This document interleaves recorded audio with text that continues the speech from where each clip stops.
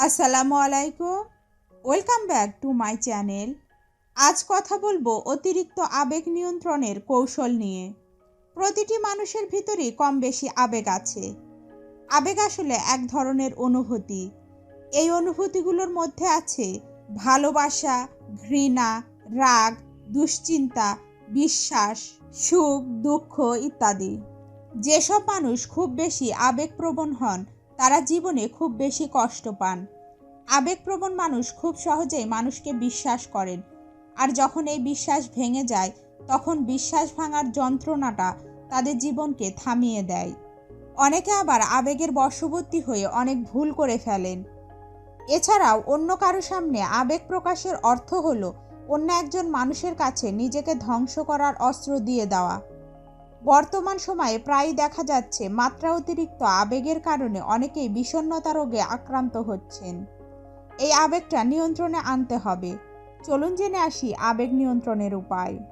আবেগ নিয়ন্ত্রণের জন্য নিজেকে জানতে হবে, নিজেকে বুঝতে হবে। নিজে নিজে চিন্তা করে বের করুন আপনি কোন জায়গায় সবচেয়ে বেশি আবেগপ্রবণ এবং কোন মানুষটি আপনার আবেগপ্রবণতার কারণ, অথবা কোন কাজ আপনাকে খুব বেশি আবেগী করে তুলছে। এসব বিষয়গুলো খুঁজে বের করে নিজেকে নিয়ন্ত্রণ করুন। দেখবেন আবেগের মাত্রা অনেক অংশেই কমে যাবে আর আপনি দুঃখও কম পাবেন। নিজের উপর বিশ্বাস রাখুন। বেশি আবেগী মানুষ নিজের উপর বিশ্বাস কম রাখেন। আবেগের কারণে তারা আত্মবিশ্বাসী হতে পারেন না। তাই প্রথমত নিজের ইচ্ছাকে গুরুত্ব দিন। নিজেকে বিশ্বাস করতে শিখুন। যখনই আপনি নিজের ইচ্ছাকে গুরুত্ব দিবেন তখনই আপনি আত্মবিশ্বাসী হয়ে উঠবেন। আর আপনি যখন আত্মবিশ্বাসী হয়ে উঠবেন, অন্যকে নিজের জীবনে খুব বেশি গুরুত্ব দিবেন না, তখন আপনার আবেগের মাত্রা অনেক অংশেই কমে যাবে। নিজেকে সময় দিন।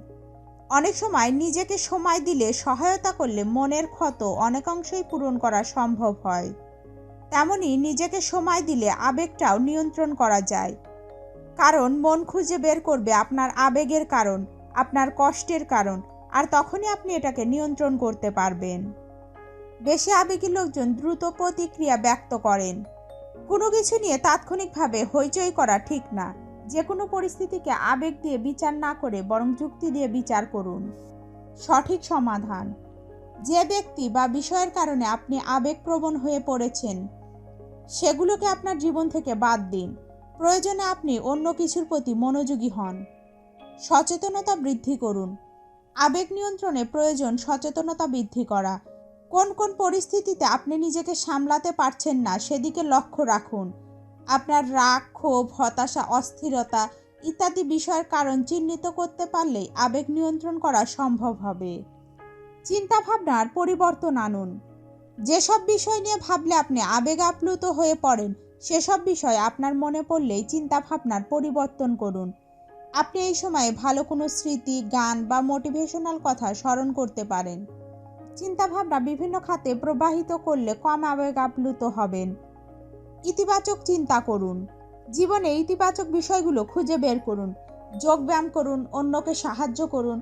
এসব বিষয়গুলো মেনে চললে আপনার আবেগ আপনার হাতের মুঠোয় চলে আসবে।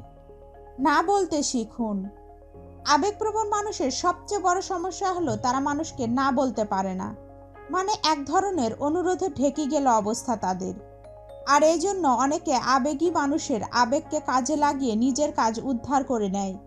তাই আপনার যত কষ্টই হোক না কেন সবার প্রথমে না বলতে শিখুন। এতে করে আপনি অহেতুক কোনো ঝামেলায় পড়া থেকে বিরত থাকবেন।